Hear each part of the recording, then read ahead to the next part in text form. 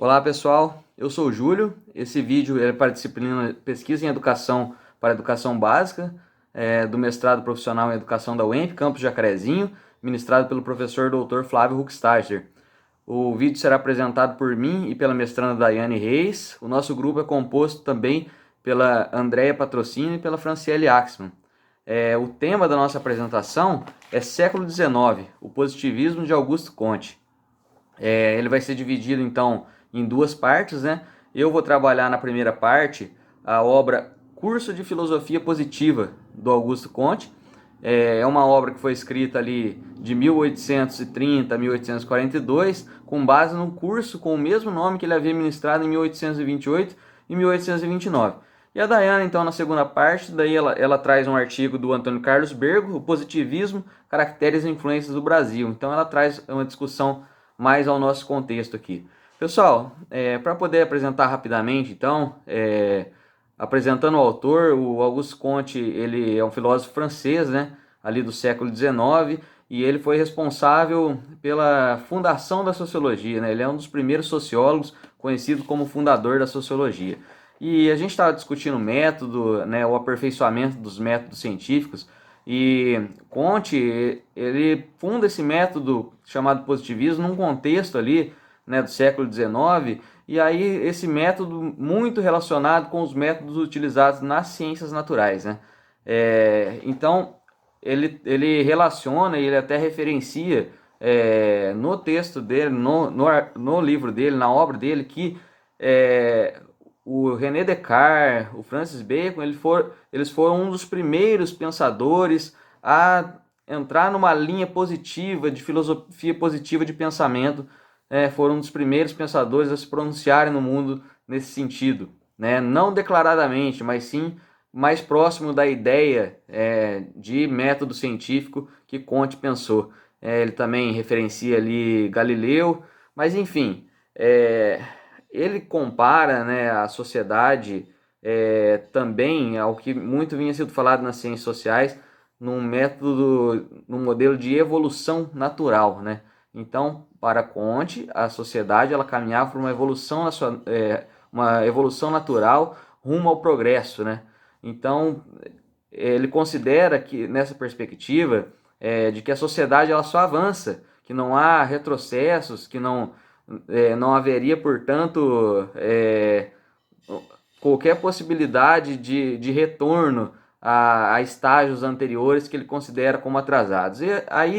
E ele referencia isso já relacionando a sociedade à lei dos três estados, né, que ele formulou da seguinte forma: o estágio primitivo do conhecimento, né, seria o conhecimento teológico, o conhecimento fictício, aquele conhecimento embasado em divindades, em religiões, uma forma de se pensar a sociedade não científica, né? Então isso ele relacionava a uma forma de pensamento primitivo, né? E aí uma segunda linha, né? Um segundo estágio seria o estágio metafísico. O estágio metafísico ele já começa a trabalhar com abstrações, né? E ele vê também, ele coloca que esses dois estágios, né, eles são necessários para chegar ao terceiro estágio, que seria o estágio positivo, né? Então, após passar pelo estágio metafísico, o conhecimento ele se tornaria então positivo, né? Naturalmente, positivo, científico, um conhecimento definitivo, baseado na observação, baseado na experimentação, ou seja, um conhecimento empírico, só que agora voltado para a sociedade, né? Então, se não havia um método científico para estudo da sociedade, agora há. E qual que é a diferença, né, para um método posterior que o outro grupo vai trabalhar com vocês? Que o método positivo ele trabalha nessa linha natural de evolução da sociedade, ou seja, os indivíduos não influenciariam nesse caminho natural da sociedade, o que no marxismo já é diferente. O marxismo ele considera a ação do indivíduo para a alteração da sua realidade, né? Então, todas as sociedades elas passam por essas etapas para o positivismo. E é importante estudar esse método, né? Mesmo que seja um método de naturalização da sociedade, que a gente viu posteriormente que não é bem assim, né? É importante porque ele foi uma forma científica de se pensar a sociedade inaugural, né? Só que há um perigo nesse método, um perigo no sentido de naturalizar, né? Como você naturaliza a sociedade, você naturaliza também as imperfeições que os homens criaram na sociedade, né?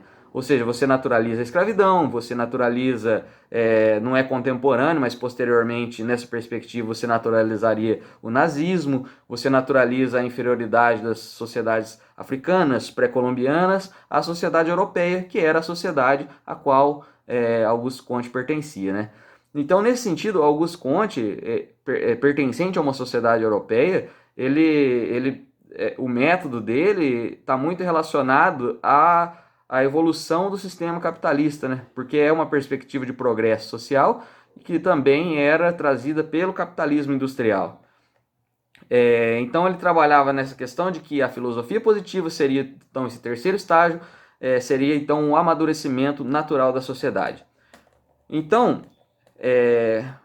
esse conhecimento ele seria reflexo da sociedade, né? Esse amadurecimento. E a ideia dele é que o conhecimento positivo ele seria o auge da sociedade e aí chegaria a uma universalidade, né? Ou seja, como a sociedade ordeira, progressista, numa perspectiva universal. E essa perspectiva de filosofia progressista, ela não se atém muitas causas. Ela se atém ao estudo mais do método, pelo menos dessa obra, do método de se analisar a sociedade, né? E aí ele traz também que essa forma de se analisar a sociedade, ela é a mais difícil entre as demais ciências positivas, porque a sociedade é analisada também por outras filosofias, né, que essas outras duas filosofias que são concorrentes da filosofia positiva.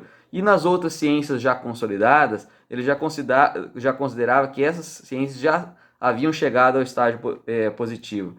Então, assim, havia uma ideia também nesse sentido de interdisciplinaridade, né? Ou seja, essas ciências, elas precisavam conversar uma com a outra, uma ciência depende da outra, traz conhecimento para se aperfeiçoar uma ciência que tem relação, né? Porque as ciências naturais, há muito tempo, elas já conversam entre si. E aí Comte admite que não é possível um estudo do método positivo independente do estudo de outras ciências. E ele traz a ideia que esse método ele tem que ser constantemente avaliado, né? Um receio de haver uma especialização demasiada dos estudos desse método, né? E até por isso sofrer críticas com relação às outras filosofias concorrentes, né? Mas é necessário sim essa especialidade, não no sentido de focar muito numa forma só de conhecimento, mas no sentido de aperfeiçoar a ciência através do método. E qual que seria então a meta principal desse curso de filosofia positiva? Fundar o que ele chamava de física social, né? E assim, essa física social ela só se daria através da homogeneização dessas outras categorias, né? Após passados esses estágios. A física social seria a ciência que faltava para completar as ciências ditas positivas, né? E seria uma filosofia então para os fenômenos sociais, que ele considerava ser a mais difícil por sofrer muitas influências dos conhecimentos das ações humanas, né? E estudar também características provenientes de características humanas. É muito complexo, né? Então ele trabalhava com 4 propriedades fundamentais, né? Que seria a filosofia positiva era o único caminho racional para as leis lógicas do espírito humano. O método positivo ele deveria presidir também a reforma dos sistemas de ensino. A gente viu isso no Brasil, né? Talvez a Daiane fale um pouco disso para vocês. Ele contribuiria como uma terceira propriedade para o progresso particular das diversas ciências positivas, né? E só a filosofia positiva ela poderia ser considerada, então, uma base sólida para a reorganização social. Ele considerava que a ordem social estava em crise, né? Era uma crise moral, havia uma anarquia intelectual, né? Havia um estado das coisas revolucionário e somente o positivismo poderia estabelecer a ordem e o progresso. E coincidentemente são as inscrições da nossa bandeira, né? Pois a nossa república ela foi fundada nesses ideais de ordem e progresso. Então a comunhão desses princípios seria a garantia da ordem, um estado das coisas normal, né, e a filosofia naturalmente prevaleceria, a filosofia positiva prevaleceria sobre as outras. Pessoal, então, assim, é uma ideia de se colocar um estado dogmático da ciência, né? Uma ordem dogmática do conhecimento, né?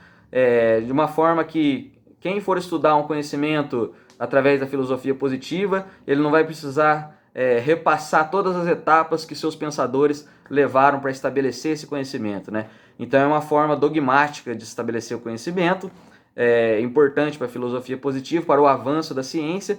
E aí ele traz então essa física social como essa cereja do bolo que faltaria para 5 ciências fundamentais da filosofia positiva: a astronomia, a física, a química, a fisiologia e, enfim, a física social. Pessoal, basicamente é isso. Eu agradeço a atenção de vocês. Eu espero que a gente possa aperfeiçoar essa discussão no AVA e na nossa próxima aula. E meu muito obrigado. Olá, pessoal. Eu sou Daiane e junto com a Andréia Patrocínio, Franciele e o Júlio, o nosso grupo ficou responsável pelo tema Século XIX, o positivismo. O artigo que vou abordar tem como título Positivismo, Caracteres e Influência no Brasil. Seu autor é Antônio Carlos Bergo e foi publicado na revista Reflexão em 1983. O autor faz uma exposição bastante detalhada sobre os conceitos fundamentais do positivismo e de sua presença no contexto brasileiro. Conforme Bergo apresenta, o positivismo ele surgiu na França e tem como fundador Augusto Comte.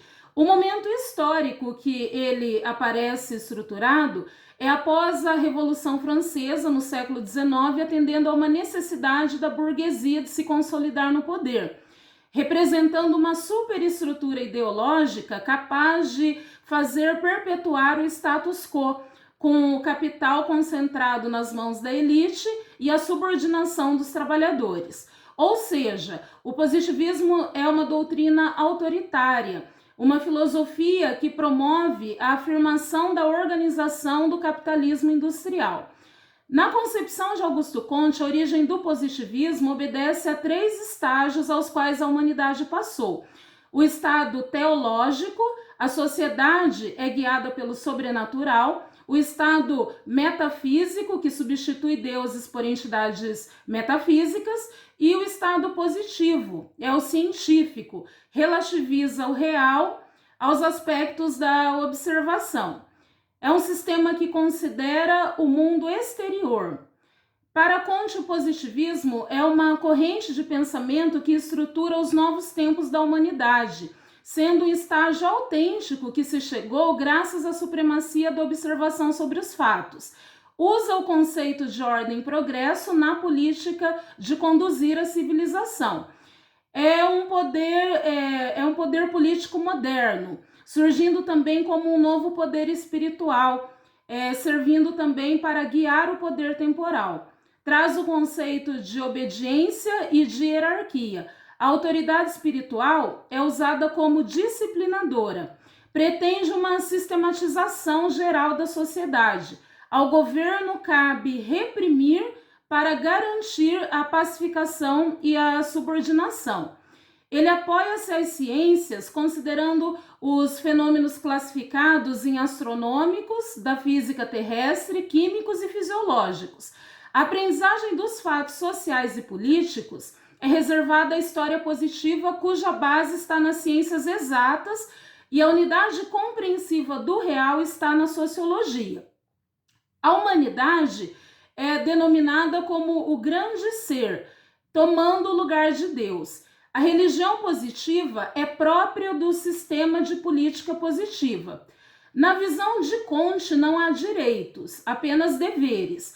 A ordem deve ser mantida a todo custo, porque só uma filosofia indulgente e enérgica pode conciliar o regime industrial com a paz social, orientando a humanidade para o trabalho produtivo. Ele vê a ditadura como a melhor forma de efetuar o progresso industrial. O positivismo, ele define a educação não apenas como acumulação de conhecimentos, mas também como engajamento na história, tendo participação a uma ordem social e o seu encadeamento racional e sistemático. Seu processo é permanente. A educação, ela é ponto de unidade do sistema. Educar é fazer política. Nessa concepção, Bergo destaca que a finalidade da educação no positivismo está em realizar o homem que a sociedade deseja, ou seja, o ideal pedagógico é obra social, refletindo nos indivíduos as particularidades da organização que pertença, tornando-os homogêneos. Isso possibilita a submissão à autoridade política, à disciplina moral, a adesão à religião positivista e faz neutralizar a massa. O educador é considerado como a encarnação do dever e que desperta o conhecimento da lei e da ordem. Com relação ao positivismo no Brasil, Bergo aponta que no contexto do final do século XIX, há fatores internos e externos que favorecem a divulgação, tanto no Brasil quanto em outros países da América Latina. O progresso científico europeu e os efeitos da Revolução Industrial criam nos países latino-americanos uma necessidade de organização, porque não se queria ficar no atraso de um modo de produção agrícola. No Brasil, uma das consequências da colonização foi o atraso na atividade intelectual, implicando em ausência de formação filosófica. As elites intelectuais se preocupavam com a transformação da realidade em termos de modernização. A burguesia precisava de um pressuposto para maior mobilidade social. E é nesse cenário em que o país precisava de algo novo que Comte se integra ao pensamento brasileiro e o positivismo ganha força, tendo como principal representante e divulgador Luiz Pereira Barreto. O positivismo ele tem destaque durante a Primeira República e no período da ditadura de 1964.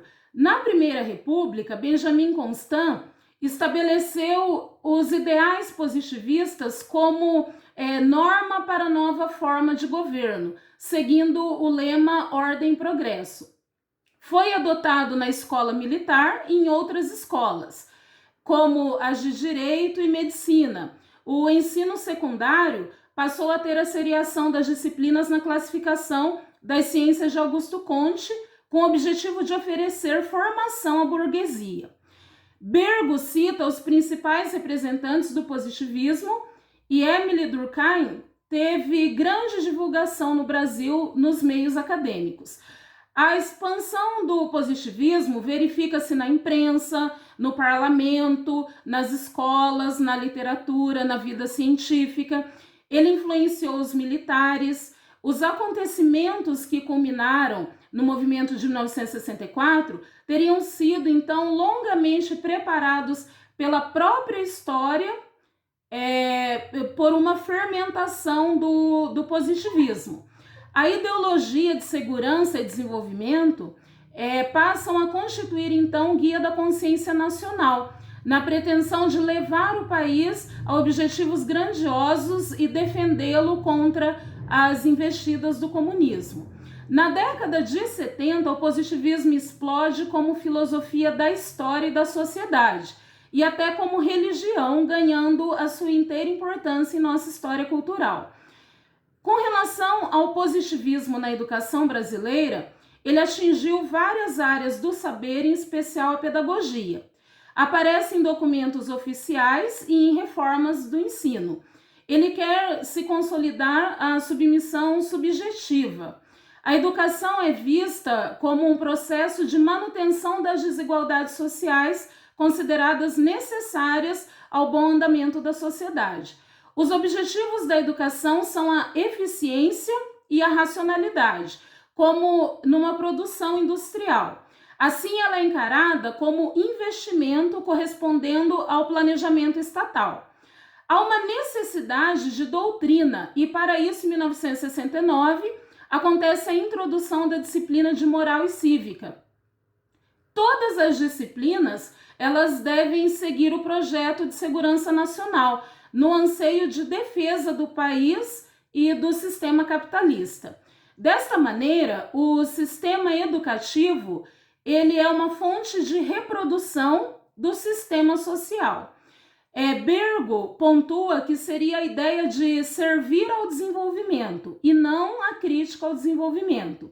Assim, a educação, ela define-se mais uma vez como uma adaptação à vida social, através da inculcação de padrões e conhecimentos necessários à continuidade do antagonismo social. O Estado precisa desse mecanismo de reprodução das relações de produção. Ele destaca que a influência do positivismo é universal e cita Ivan Lins, que analisa que o Brasil foi o país onde em todo o mundo mais larga e profundamente influiu a doutrina de Augusto Comte. Ou seja, o positivismo ele deixa a sua marca e a sua presença na história e na sociedade brasileira. Espero que contribua para as reflexões.